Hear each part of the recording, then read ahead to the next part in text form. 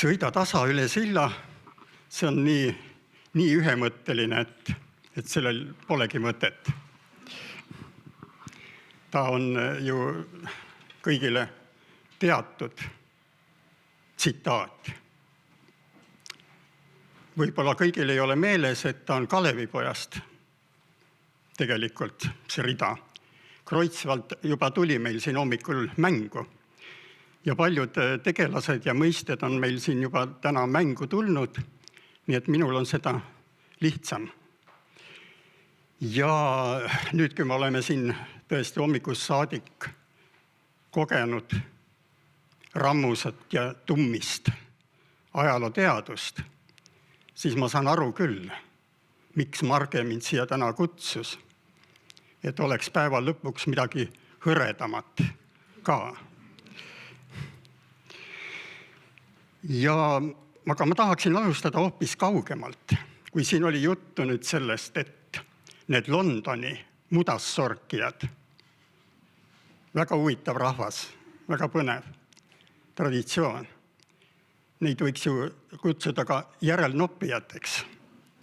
See on tegelikult selle Prantsuse filmirežissööri Agnès Varda mõiste. Tal on see väga tähelepanuväärne film Järelnoppijad. Seal on siis just väga mitmes plaanis lahti võetud see nähtus. Alati siis nendest tuttavatest kartuli järelnoppijatest põllu peal sügisel. Ja need järelnoppijad on leidnud asju, mis on üle 200 000 aasta vanad, nagu ma aru sain. Aga nüüd natukene läheks veel kaugemale praegu korraks. No see kaugus oli meil ka juba täna siin silma ees. Jääaeg ja ürgorg ja siis veel see, mis ajab täiesti segadusse, see vagumus nüüd risti vastupidi.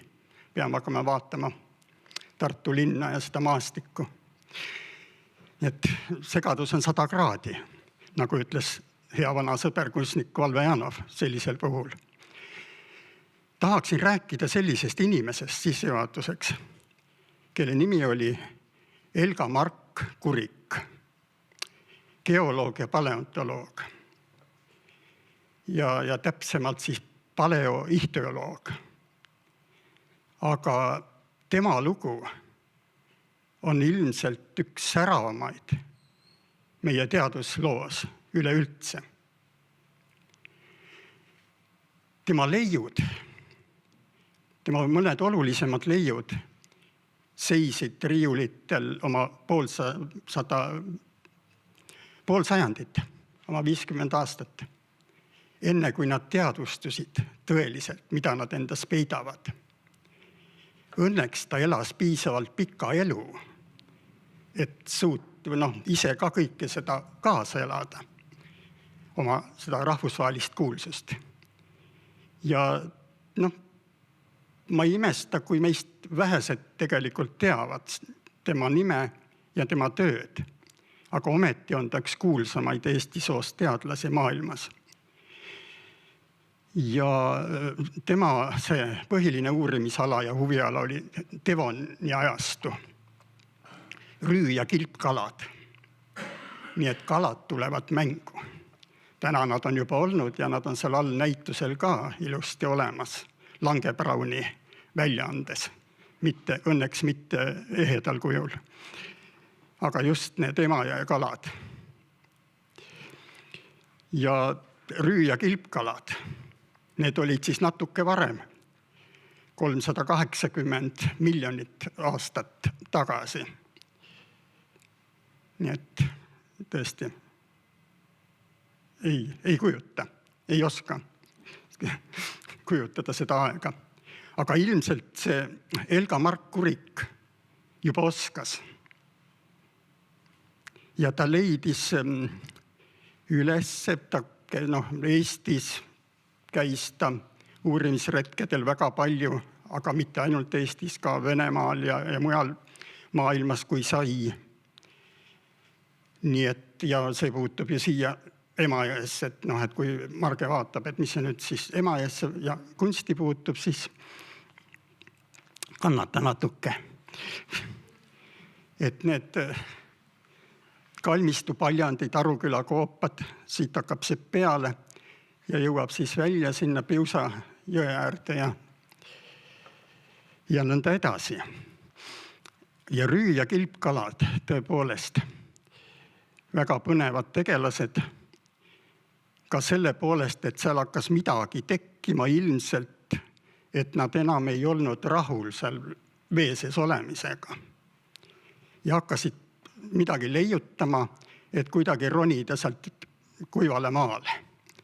Või siis vett jäi nii palju vähemaks, igasugu asju võib mõelda. Samamoodi nagu nende Tartu Emajõe sadamatega. Aga see Elga Mark Kurik, tal õnnestus siis oma noorte kolleegidega koos Rootsist, Austraaliast, mujalt alles siis selle sajandi alguses avaldada kaalukaid artikleid oma leidudest olulistes rahvusvahelistes ajakirjades. Nii palju siis tema eluaastat 1928 kuni 2016. Ja taustaks, et tema isa oli uuralikeelte professor, üks meie esimesi akadeemikuid, Julius Mark. Ja vanem õde võib-olla tal ei õnnestunud rahvusvaheliselt nii tuntuks saada, aga tema teadusliku tegevuse kaal ei ole mitte väiksem, siis Karin Mark, antropoloog. Ja üks õdedest, kunstnik Lüüdia Vallimäe Mark, kelle näitust me oleme ka siin majas teinud. Ja tema tädid, õed Meid, kelle näitus oli siis äsja Tallinnas, väga tähelepanuväärne. Et selline perekondlik taust oli, kus ta siis kasvas. Ja see kunsti asi tuleb siia kohe sisse, sest ilmselt selle oma teadustöö ärkamise tulemusena ärkas ta ka teistpidi, et Elga Mark Kurik hakkas tegema neid rüü- ja kilpkalade mulaaže, selliseid keraamilisi, ja nendest on tehtud näitusi juba tema eluajal, aga ka hiljem nüüd Tartus Loodusmuuseumis näiteks.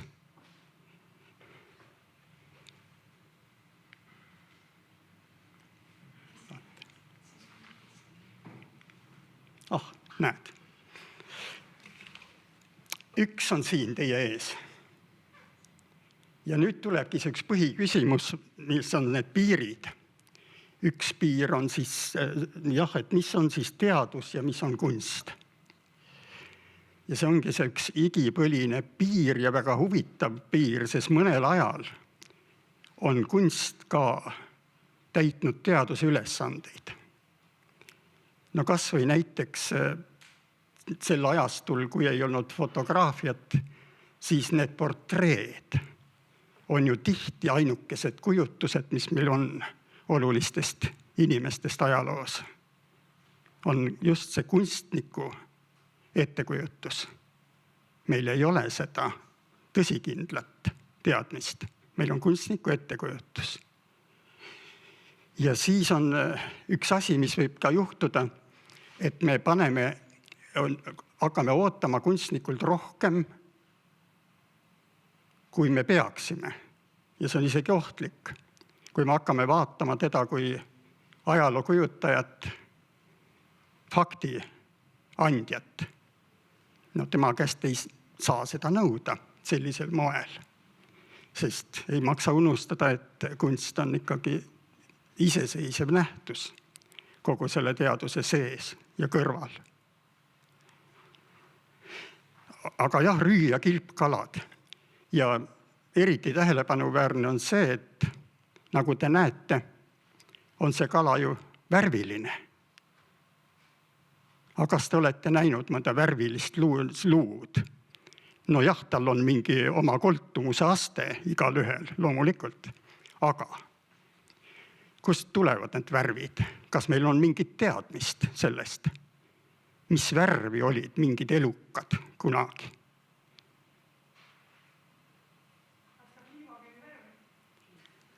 No see on fantaasia. Siin on juba Elga Mark-Kurik astub kunsti poole peale, teaduse poole pealt. Ja tõesti ilmselt see, et ta sai näha ja realiseerida oma avastusi maailmas ja üldse andis talle selle sisemise energia veel kõrges eas, et hakata neid jäädvustusi tegema ja kujutama ette neid värve, millised need trüü- ja kilpkalad võisid olla. Nii jõuamegi siis nii Emajõe kui kunstini välja niiviisi liiga kergel käel. Aga nüüd edasise selle pildirea ma valisin sel põhimõttel, et need on kõik seotud nende näitustega, mida Kunstiühing Pallas on koostöös Tartu Linnamuuseumiga korraldanud siin majas. Arvestasin täna hommiku igal juhul kokku ja sain, et me oleme teinud 21 näitust koostöös alates 2001. aastast. Nii et siis, kui siin majas muuseum avanes, 16 näitust on siis siin majas olnud ja 5 väikest näitust 19. sajandi Linnakodaniku muuseumis. Seda on rõõm sedastada, seda enam ja rohkem, et nendest näitustest on kasvanud teadmine. On väga konkreetsed asjad, et on jõudnud teosed ühte või teise muuseumi, on välja tulnud. Ja et nad on jätkanud, et neil näitustel on olnud selline pikk saba. Nad tuletavad ennast aeg-ajalt meelde, sest enam ei ole kuskilt neid andmeid võtta. Ja need teosed, mis said sel näituse tegemise hetkel leitud. Ja see on just see niiviisi, et kuskil kogu aeg tuksub see meie töö ja tegevus ühine. Aga siis jah, et me ei pääse üle ega ümber nendest sildadest, nagu me täna ka kuulsime. Ja vesi on tõepoolest see nüüd siis Emajõe näol. See vesi Emajõe olekus, ta siis võib ühendada ja võib lahutada otsustavalt. Ka sellest me kuulsime niiviisi vitut pidi täna, kuidas ta võib ühendada ja kuidas ta võib lahku viia. Ja nüüd veel sellised, kunst ja teadus. Kas nad koos, mismoodi nad täiendavad üht-teist. Ja teine paar võiks meil taustals olla maaliline ja traagiline. Kas traagiline võib olla maaliline ja vastupidi, kas maaliline võib olla traagiline.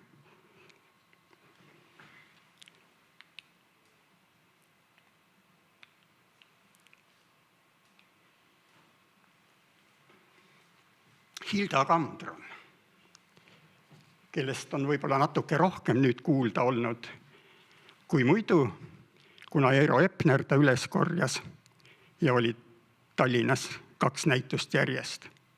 Aga sellele eelnes meie ühine töö siin Linnamuuseumis, sest see on kõige väärtuslikum ilmselt kunsti osas, mida sisaldab Linnamuuseumi kunstikogu, on Hilda Kandroni looming, et üldse ta on olemas sellisel kujul.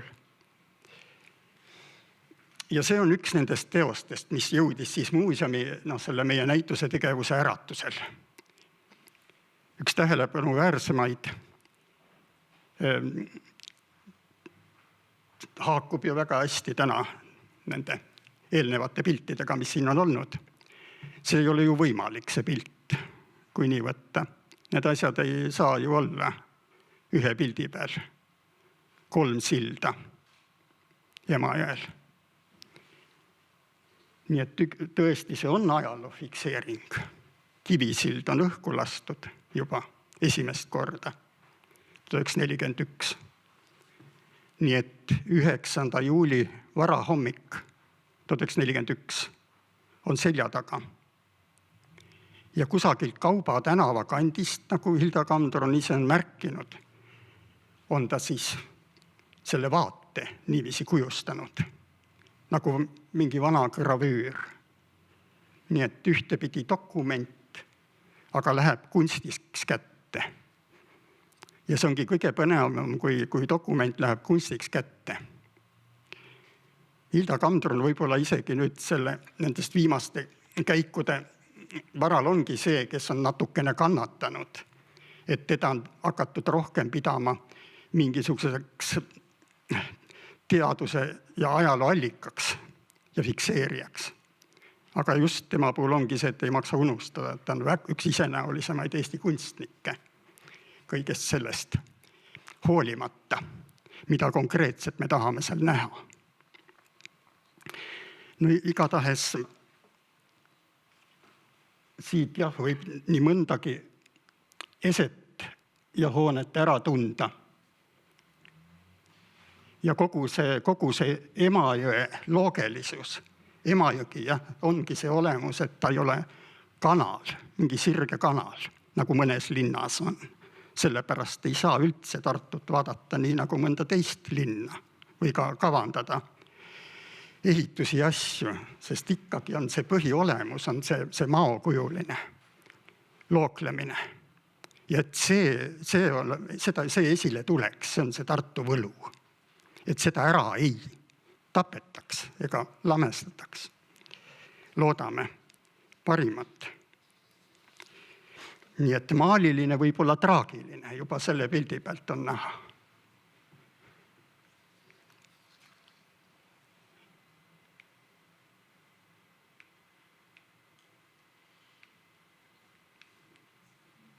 No nii. Veel Hilda Kamdroni ettekujutusi. 14. oktoober 1941 on ta seal märkinud. Ja ta on erinevas seisundis neid Kivisilla varemeid jäädvustanud. Erineval aasta ajal, erineva meeleoluga. See on väga paeluv galerii.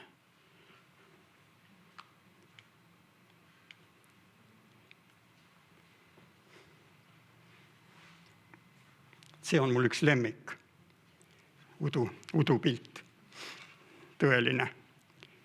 See ongi kunst.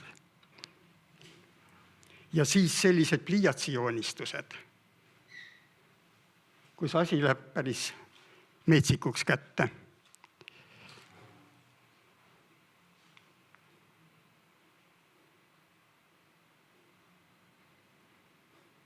Et siin on terve lugu sees, aga muidugi eelkõige see meeleolu väga tugev.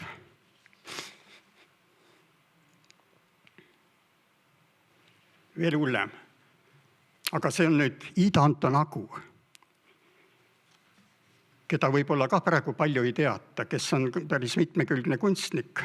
Kõik need tänased kunstnikud, kellest juttu tuleb, on kusjuures õppinud kõrgemas kunstikoolis Pallas. Lühemat või pikemat aega ja mõned siis jätkanud ka sõja järel Tartu Riiklikus Kunstiinstituudis. Hilda Kamdron õppis väga pikka aega seal, kunagi ei lõpetanud, lõpetas peale sõda instituudi alles, aga juba 1922 ta alustas. See oli iseloomulik Pallasele, et mõned käisid eluaeg nii-öelda. Aga Ida Antonagu on teinud, ta on nii maastikke, natüürmorte, lilli teinud igasugust, aga see on üks erandlik maal tal, see Apokalüpsis. See on Eesti Kunstimuuseumi teos. Ja siin on ka arvatud, et see on kusagilt, et see võib olla hoopis mitte Kivisilla, vaid Vabadussilla varemed.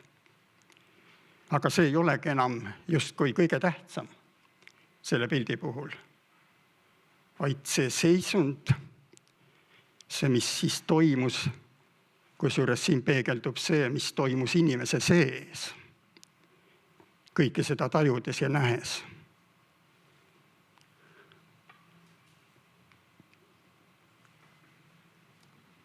Siis veel üks Pallase poiss, Agu Peerna. Temast on ka päris ulatuslik kogu siinsamas linnamuuseumis. Muidu on see meie materjal, mis on näitustel olnud, on suures osas olnud erakogude materjal.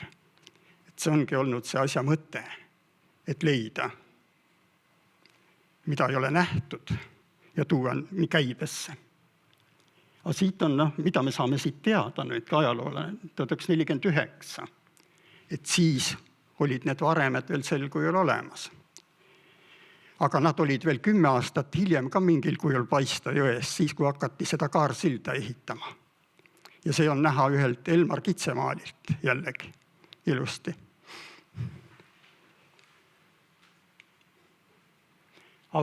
Veel see Agu Peerna. Sõja ajast, värvipliiatsi joonistused. Läheb kah kunstiks kätte juba. Ei ole ainult dokumente.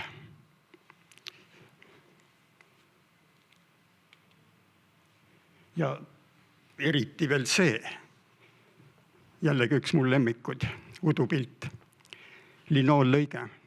See on erakogu pilt. Siin on ainult detaili järgi võib tuvastada, mis see on tegelikult. Võib-olla mulle tundub, et see on talvel. Ja taga hullemaks. Siin on siis jäädvustatud seesama sündmus Nigul Espe poolt, ka erakogu pilt. Sest kuidagi kaua aega olid esiplaanil need teosed, mis kujutasid Kivisilda, kui ta oli veel ilus ja kaunis ja terve ja tagantjärgi. See oli selline nostalgiakunst, neid pilte tehti Eestimaal ja tehti Paguluses eriti, neid osteti mälestuseks, et oleks nagu talisman sul seina peal. Aga kui me tegime siin seda lõhatud Kivisilla näitust linnamuuseumis, siis huvitas just see, kuidasmoodi kunstnikud siis ja kohe tajusid seda, mis toimus, seda katastroofi. Ja nad on väga erinevalt ja isikupäraselt seda väljendanud. Juhan Pütsepp hoopis nii detailne läheb ja muutub kuidagi ilusaks. Traagiline muutub maaliliseks. Läheb kätte. See ongi see niisugune eetiline küsimus, et kas me võime nautida traagilist. See on igipõline küsimus. Vaimustunult, kui ilus, eks ole.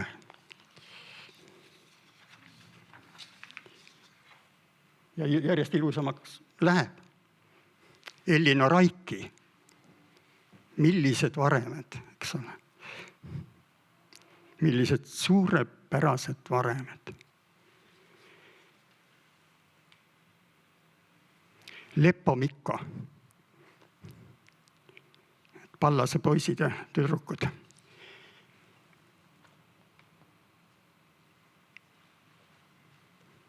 Leppo Mikko jällegi. See oli üllatav isegi, kui palju tegelikult on jäädvustatud Eesti kunstis. Konkreetselt seda aega ja Kivisilda.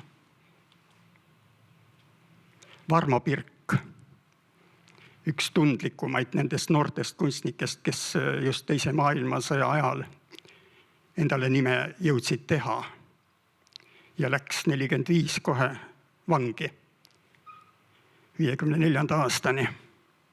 Aga oli juba küps mees kunstnikuna sel ajal. Varmo Pirk jällegi. Nii et kui sillast üle ei saa, üle ka ümber, siis tuleb leiutada midagi muud nendel aegadel. Ennem kui sildu veel ei ehitatud üldse, oli see probleem. Ja siis, kui sillad millegipärast õhku lasti, sama probleem. Ja siis olid ülevedajad käepärast. Emajõel on, kui on see küsimus tekkinud, et kus siis oli täpselt see ülevedaja, siis on väga erinevaid vastuseid, et ta on aja jooksul olnud mitmes kohas. Ja siin on jah Varmo Pirgi siis ülevedajate kujutis. Ja samas on ta nii konkreetne siiski, et see valges pluusis tüdruk seal, see on tõenäoliselt Valve Jaanov, keda ta väga palju kujutas ja maalis sel ajal. Ja hiljem vangilaagris ka tegi unenäopilte, nii-öelda kujutluspilte Valvest. Nad elasid juba koos see ajal ja olid. Valve on ka sealt, Valve Jaanov elanud Pärmivabriku kandis Emajõe ääres. Nii et tema isal oli paat jõe peal ja ta käis isaga koos kalal. Ja Varmo Pirk mingil ajal oli nende juures seal korteris. Ja lisaks kõigele elas seal samas kandis Johannes Uiga, Pallase kunstnik. Nii et nemad olid juba siis 30-ndatest, puutusid kokku juba enne Pallase kooli oma vahel.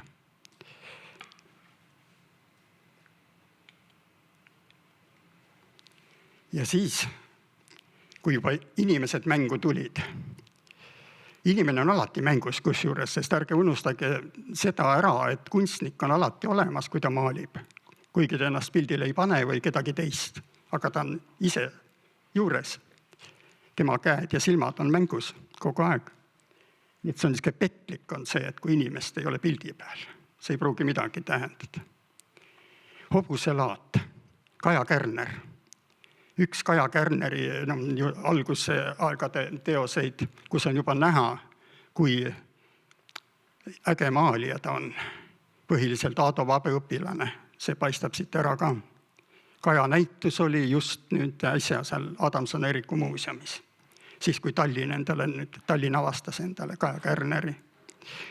Me oleme siin muidugi teda juba natuke varem kohanud Tartus. Ühes ja teises seoses.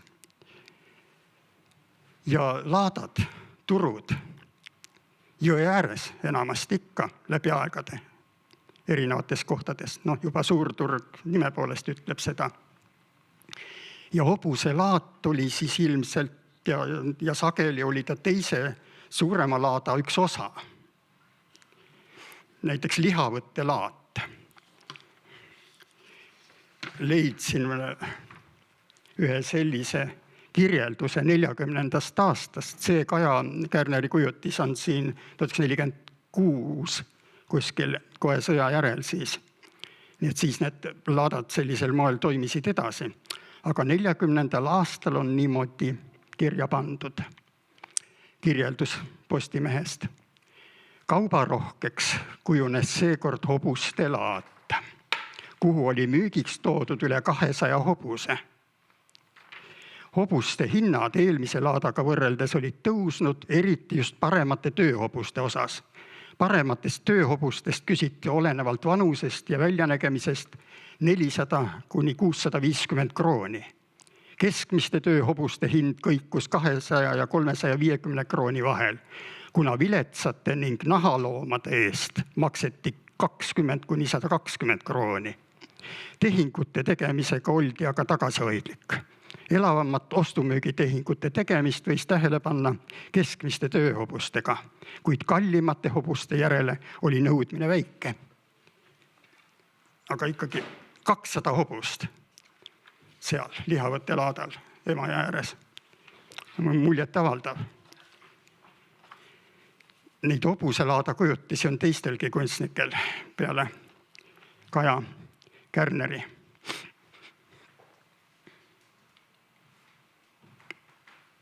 Suurvesi Emajõel, mis tuleb mängu. Jällegi üks nähtus, mis on traagiline, aga ikkagi küllalt maaliline seal juures. Ja see on siis Ernst Tiido, üks andekamaid graafikuid siin Tartu linnas, kes jõudis olla lühikest aega ka Tartu Riikliku Kunstiinstituudi õppejõud. Aga jah, varsti mõni aasta hiljem ja kui siis instituut Tartus ära likvideeriti ja kõik lahti tehti, et põdes tiisikust ja surigi sellesse.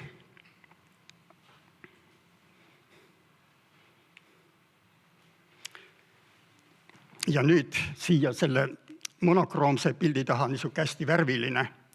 Ja see on üks haruldane, väga haruldane väike pilt, mis tuli välja peale seda, kui meil oli ära tehtud näitus Lõpetamata pallas siin majas. Ja see on Lembit Toom, on selle autor, kellest ilmselt vaevalt keegi midagi teab. Meil oli paar tema teost oli küll saadud kätte ja näitusel, aga tema oli üks andekamaid poisse, Pallase poisse, põhiliselt Aleksander Vardi ateljees, kes jäigi kaduma, mobiliseeriti ja mitte keegi siiamaani ei ole osanud midagi kosta, kuhu tema jäi. Aga teda mäletasid hästi kaasaegsed ja kutsusid teda Toomaseks veel, seda Lembit Toome. Ja see Toomas kirjutas ka luuletusi muu hulgas. Niisugune tore poiss oli, kellest enam keegi midagi ei tea. Ja temast on järelmõned tähelepanuväärsed pildid, nagu väike Van Gogh. Aga maja ise on, miks ta siin jõe ääres niiviisi kükitab. Lembit Toom on sinna juurde kirjutanud, et see on Johannes Uiga maja jõe ääres. Et see peab olema ka seal kuskil Pärmi-Jaabergu kandis. Ja et see on see asja veel eriline võlu. Kas aega on veel või? On läbi? Jah, no ma võtan siis, selge. Aga siis me jõuamegi selle põhiteema juurde tagasi. Ja põhiteema on kala. Kõik need kalad, kes on seal jões. Kala kasvavad on selle pildi nimi. 1950. Stalini ajal. Pange tähele. Valve Janov, kes oli siis Valve Moss. Ja see on see kalad kasvavad, et siit hakkavad tema kalad peale. Ja samas ka see kalduvus sinna sürri poole, sürrealismi poole, mis hiljem õitsele lööb ja moodustab osa meie põrandalusest kunstist. Aga kala on Valve jaoks. Kala on väga mitmes tähenduses, vähk ja kala, 57. Ma ei tea sellest ajast, kelle Eesti kunstis kedagi, kui Valve Janov, kellel on sellist kontuurmaali, kus ta iseloomustab kontuuriga ja paneb värvid selle kaudu paika. Et see maalikeel, see on tal mõned aastad siis üks selline periood. Ja muidugi need ei olnud sel ajal üldse absoluutselt mitte näituse pildid, vaid iseenda ja lähemate kaaslaste jaoks mõeldud. Ja vahel on ju ikka jälle arutatud, iseenesest küllalt mõttetu arutelu, et kumb hakkas ennem kalu tegema, kas Valve Janov või Ülo Sooster. No mõlemal on oma kalad. Valvel on need kalad, mis tal oli tema eest püütud siis koos isaga, paadiga, jõe peal. Ja Ülol on oma kalad Hiiumaalt. Ja siis ühel hetkel said need kalad kokku siin Tartus. Ja muidugi, mis seal kõik siis hakkas sündima nende kaladega. Kalagalaktika on see 1958. Sest nagu Valve ise on öelnud, et kalaga võis kõike teha. Ka seda, mida polnud ette nähtud või mida näitusele ei saanud parajasti panna, aga sa ütlesid, et see on üks kala. Ja tulge ütlema, et niisugust kala ei ole olemas. Nagu oleks keegi, kes võtab vastutuse, et ta on kõiki maailma kalu näinud. Nii nagu need rüü- ja kilpkalad tulevad jällegi meelde.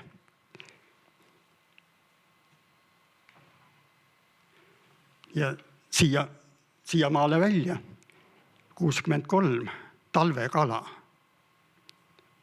mis meenutab, kui tahad, vaatad mingit mikroskeemi. Ja kusjuures just see tehniliste võimaluste läbimängimine, selline kunstiline pillerkaar on siin taga loominguline. Sest nagu Valve ise ütles, et need eriti peenikesed jutid, mis on sees, et neid ta vedas juuksekarvaga. Et tekiks selline faktuur, nagu ta tahtis. Ja niisugune meeletu mängurõõm on kogu selle asja juures. Aga valve jaoks olid kalad, et ongi nii, et kõik see kala kui ürgolevus, alates nendest rüü- ja kilpkaladest ja kõigest muudest, siis piiblikala, siis Luuka evangeeliumis, aga Jeesus võttis need 5 leiba ja 2 kala, vaatas üles taevasse, õnnistas neid ja murdis ning andis jüngrite kätte rahvale ette panna. Nüüd valve oli ka nii palju religioosne inimene, et see tähendus oli tal ka alati juures, kui ta kalu tegi. Kogu mängust hoolimata ja isegi selle tõttu. Ja siis, eelmine aasta seesama siin tuletati meelde ajalookonverentsi, seal kõlas ka see tore asi ja selline võimalus, et mõõgavendade orudu omal ajal asus Tartusse just ja valis Tartu asupaigaks kalade pärast. Sest neil oma põhimõtete ja usukorralduse pärast oli oluline see toitaine, kala. Et mitte ei valinud Otepääd, vaid Tartu. Siis 13. sajandi alguses. Aga jah, jõuamegi siis Viktor Jõgeverini. Siin näete ju ometigi nüüd lõpuks tervet Kivisilda. Kes oli väga andekas poiss, üks andekamaid Pallases, väga tundlik ja otsekohene oma maalimises. Kohe näha, elas ainult 25-aastaseks ja suri luutuberkuloosi. Aga jah, oleme teinud tema näituse siin majas ka. Ja tõesti see väike kogum tema teoseid, otsekohe on näha, et seal on selline hingeline suhe sellesse kõigesse, mida tema maalib. Selline varatark ja samas värske. Ja sellega lõpetaks sõja järelt. Rannal on selle pildi nimi. Rand kuulub ju mitte ainult turgudele ja laatadele, vaid ka sellisele seltskonnale. Ja siin on jällegi see, et maaliline on traagiline, sest ilmselt see triibulises figuur on selle Viktor Jõgeveri enesekohane. Tal on sellised figuuriseaded, kus ta ise on teiste hulgas, pikk kõhn. Ja see eemal olek sellest kesksest naisest, ütleme kujutuslikult, tema abikaasa Silvia Jõgever, et nad ei saanud ju enam viimasel otsas koos olla üldse.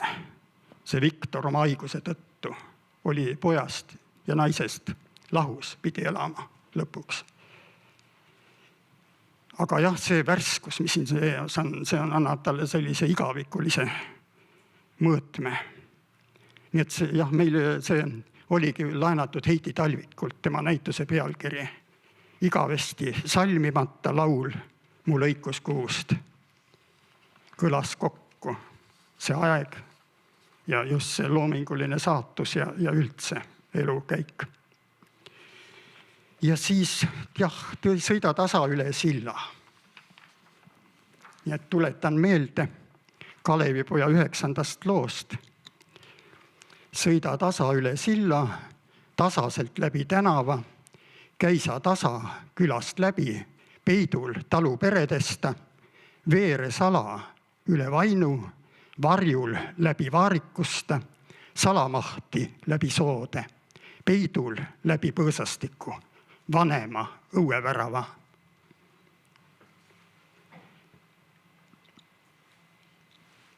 Suur tänu!